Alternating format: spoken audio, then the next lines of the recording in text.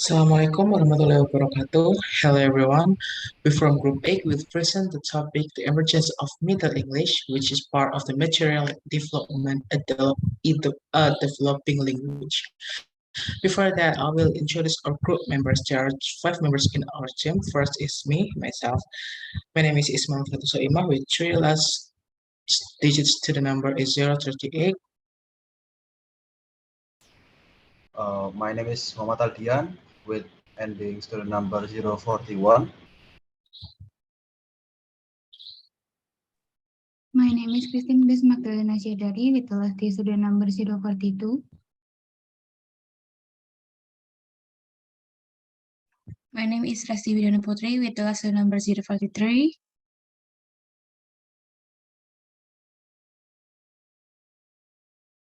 My name is Gladys Leonora with my student number 039. Yeah, this is our members in this group. So we move to the first topic. The first topic is the content of change. Is the opening section of this topic. And in this part, we'll find what topic will be included in this material. There will be 3 sections. There is spelling and sound in Middle English, change in the system of inflections, and the Middle English vocabulary.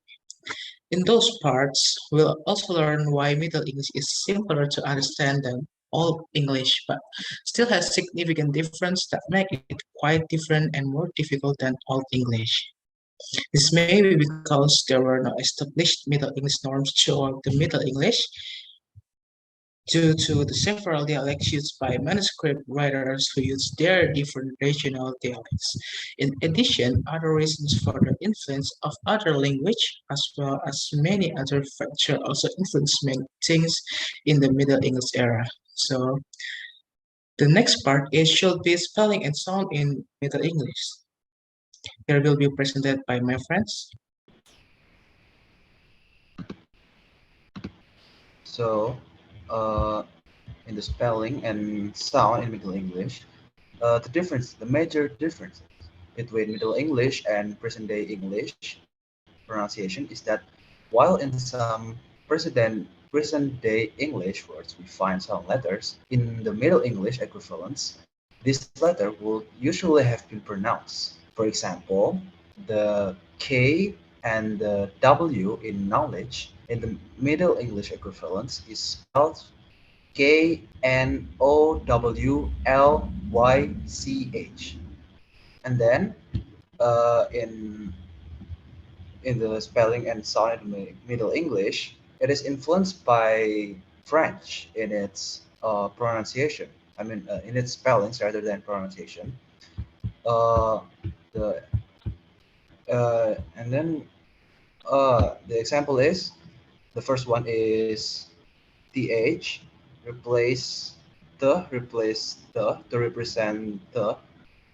For example, in the Old English, trigon, and in the Middle English, threnen.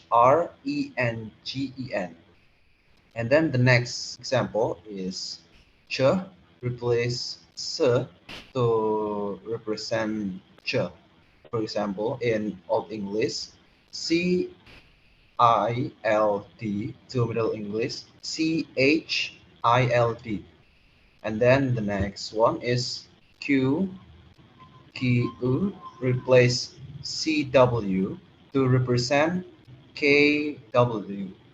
For example, in Old English, CWEN, while the Middle English is QUEEN. The next example is sh, the symbol sh represented by sh instead of sc. For example, in Old English, sheran, or pronounced SCERAN, to Middle English, sheran, SHEREN, which means to shear. And in the next case of TH and TH, the H part of this digraph indicated that the pronunciation of the preceding C or S was different from that which this letter normally indicate. In effect, the H was acting as a diacritic, an indicator of a different pronunciation. Then, the H indicated the digraph represented respectively an affricate and fricative sound. And then we have misinterpretation in Middle English spelling. Uh, for example, in present day English words such as where and when, which all begin with initial WH, begin in Old English with HW. For example, where and when, which spelled HWAER, and when HWENNE, and then it changed to WHER and WHANNE in Middle English, which switched the position of H and W. Uh, accord, According to Scragg, 1974, the reason is that Middle English scribes assumed that in case like this, the H was working as a diacritic to indicate a fricative pronunciation of W. This was not the case though. The W digraph did in fact sound something like pronunciation of H and W in succession. Nevertheless, the graph H and W were reversed in a misperceived attempt at regularization. The next, explanation of pronunciation in Middle English will be explained by my friend Grace. Okay, so now we will learn about the pronunciation in the Middle English spelling. As we know, the pronunciation in Middle English spelling is different from either the Old English or the present day English. So the first we want to talk about the vowels, where we can divide it into two, the monophthong and the diphthong.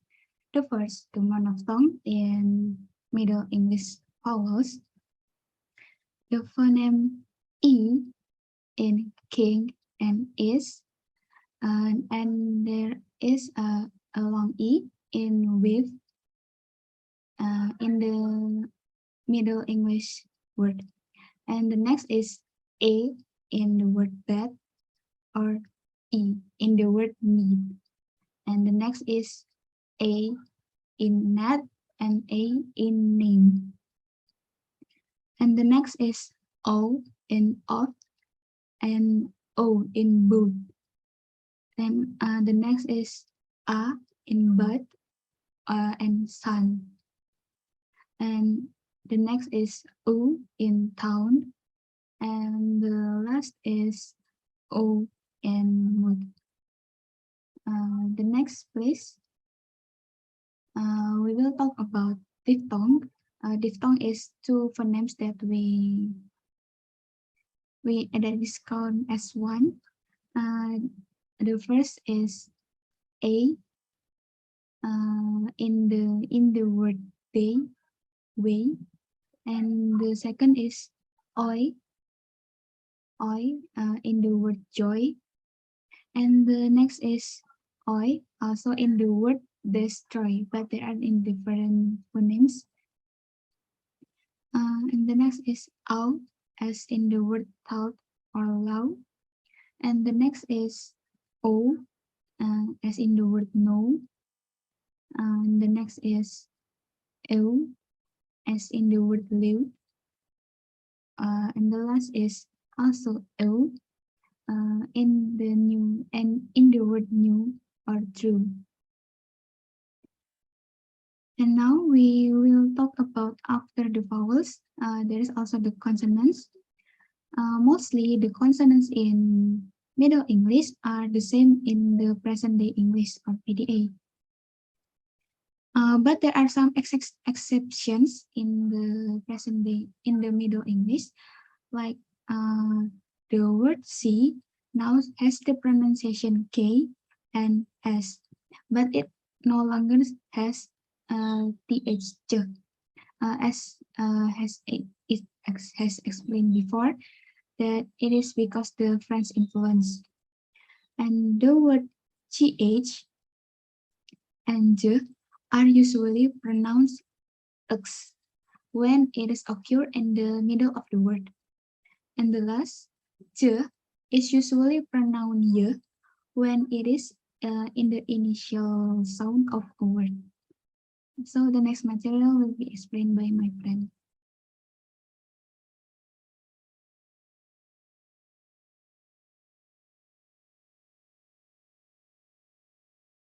Okay, thank you guys. So we are going to talk about inflection by other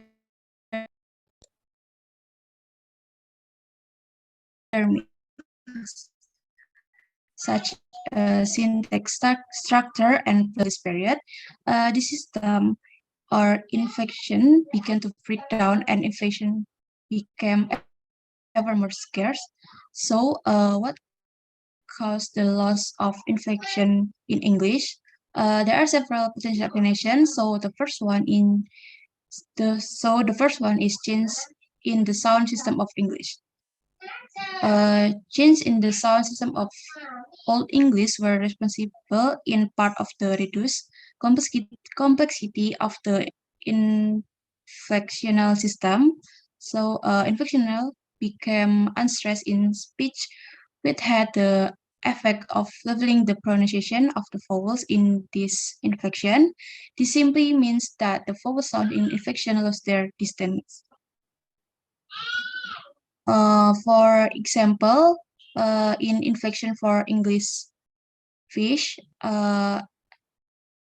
in singular nominative is called fish, and in plural nominative is called fishes. Okay, for the next one is Scandinavian influence.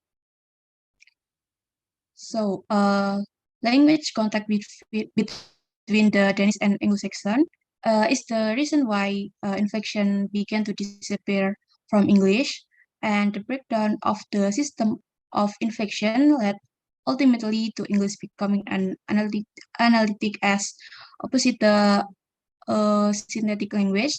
For example, in number one, sorry, can you go? Yeah, okay. As you can see, in the example number one, the servant loved the mistress.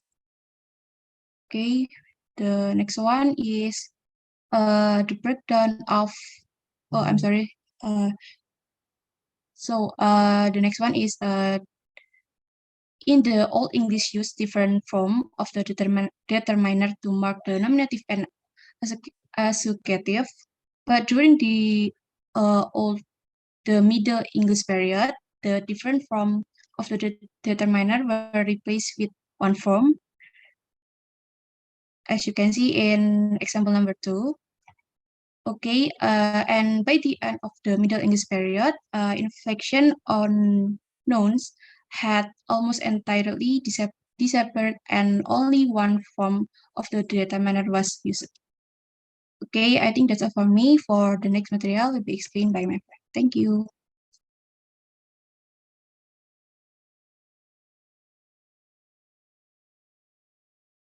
Okay. Now I'm gonna explain about Middle English vocabulary. During the Middle English period, the lexicon of English language increased substantially as a result of the borrowing words from French, Latin, and Norse. The Viking invasion also led to significant borrowing. In this period, the Scandinavian words become widely used. Borrowing words is possibly made by language contact. For example, English had made a contact with Latin via Christian missionaries, and French coming from Edward the Confessor's French-speaking royal court, and by the consequences of Battle of Hastings of 1066. The other cause for borrowed language is came from area where the donor language associate forms. For example, Latin contribute many religious words such as pulpit, rosary, scripture, testament, and etc. French hint at prestigious position of French speakers in England at the time. For example, is prince, princess, virtuous, hostile, and debt. And the last is Scandinavian borrowed such as egg, knife, and freckle. That's all from me. Thank you.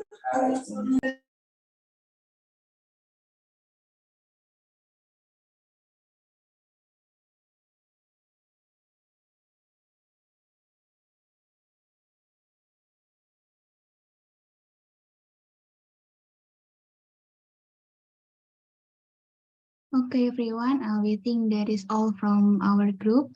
So yeah, thank you for listening to our presentation and hope you understand what we learned about today's meeting. Thank you.